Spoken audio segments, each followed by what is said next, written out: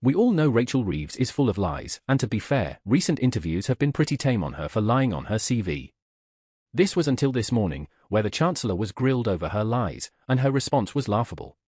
In today's video, we will watch and react to this, all while going over all of the latest news from up and down the country. But first, hit the like button and subscribe to the channel, and join our fast-growing community. We're on the road to 10,000 subscribers, and we couldn't have done it without you. Thank you for your incredible support. To celebrate, we're giving away £1,000 to 10 lucky winners, £100 each. Here's how to enter. Subscribe to our channel. Like this post. Drop your postcode in the comments.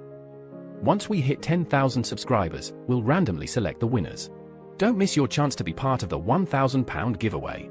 Start now, and it could be you.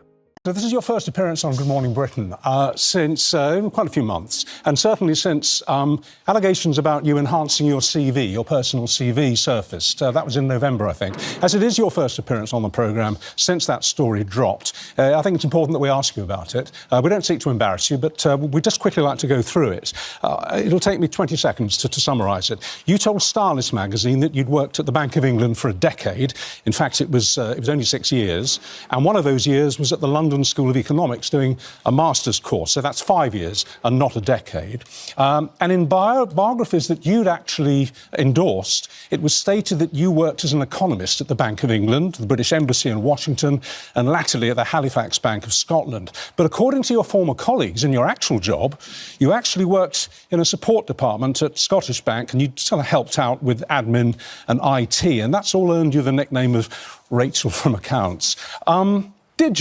Did you enhance your CV to make yourself look better qualified to be the Chancellor of the Exchequer if you won the election? I'm really proud of the jobs that I did before I became a Member of Parliament. I worked at the Bank of England in the international area, working on investment and productivity. I worked as the second Economic Secretary at the British Embassy in Washington. I've done an undergraduate degree in PPE, a master's from the London School of Economics in economics, and then I worked in the private sector, where I worked for Halifax Bank of Scotland, working in Halifax in West Yorkshire and around the country, heading up teams both in the mortgages area and in the retail operations. Why did you say that you'd worked at the Bank of England for a decade when, in fact, it was, well, it wasn't even 6 years, it was 5? I mean, that's exaggeration, isn't it? Well, I worked at the Bank of England for 6 years, between 2000 and 2006. I was employed by the Bank of England, including I spent just over a year at the British Embassy working in the economics section there, supporting the government and the bank. Why did you say it was a decade? Well, I think you're taking... it's one interview. I worked at the Bank of England for 6 years. I worked for then at Halifax Bank of Scotland, I think, for 3 years after that. I became an MP when I was 31. But I think in the end, people want to judge me on the job that I'm doing today as Chancellor of the Exchequer. I'm qualified to do this job. But in the end, people are going to judge me. Am I growing the economy? Am I improving their living standards? And I'm determined to do just that. This is how people reacted. One user said. She goes on to say people will judge her on the job she's doing now. Economic growth has crashed since she became Chancellor, so Labour is failing. Another user added, yep, we're judging you by the job you're doing, and frankly, my dear Rachel, you're ducking crap. Being polite, LOL. Another commenter remarked, honesty is always the best policy, especially on a CV. Lying can lead to trouble down the line. It's unfortunate that Rachel from Accounts felt the need to embellish her credentials. Hopefully, she will learn from this experience and be more truthful in the future. Integrity matters, and it's essential to maintain trust in the workplace.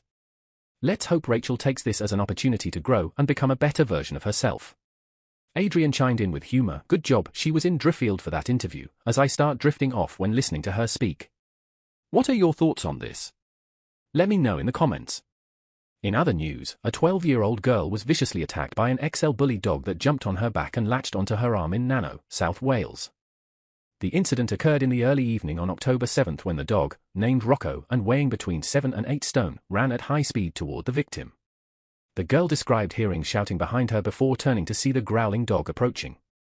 Prosecutor Lisa Lewis told Newport Crown Court that her father bravely wrestled with the dog after it had bitten a chunk from her arm, leaving the bone and tendons exposed.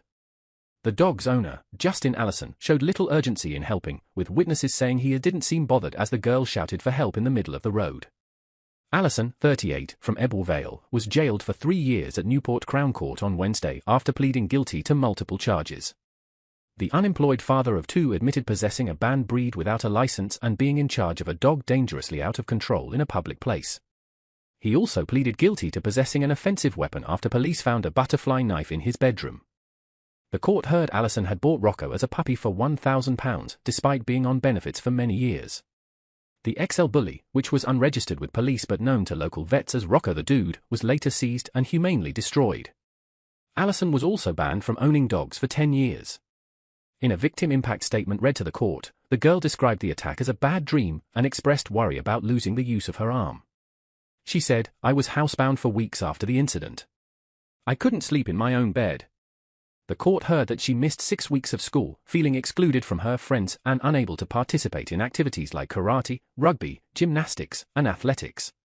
The attack left lasting psychological scars, with the girl saying she now feels frightened when seeing stray dogs.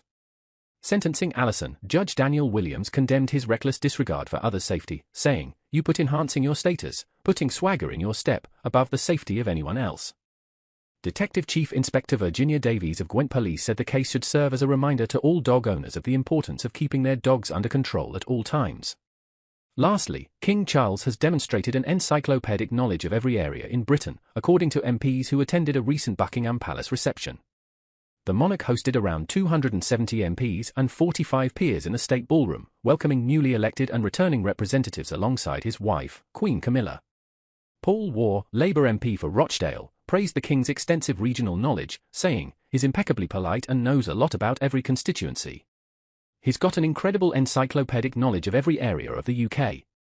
The reception was attended by prominent political figures, including Sir Keir Starmer, Kemi Badenoch, and former Prime Minister Theresa May. The King and Queen were joined by the Duke and Duchess of Edinburgh and the Duke and Duchess of Gloucester for the event. MPs shared specific examples of the King's detailed knowledge. When discussing Rochdale with Paul Waugh MP, the King laughed when asked if he shopped at the Co-op supermarket, which originated in the town. Ealing Southall MP Deidre Costigan revealed the monarch was aware her constituency is known as Little India and has a significant Sikh community. What are your thoughts on what we discussed in today's video? Let me know in the comments section below. If you haven't already, make sure to like this video and subscribe to the channel for more British content.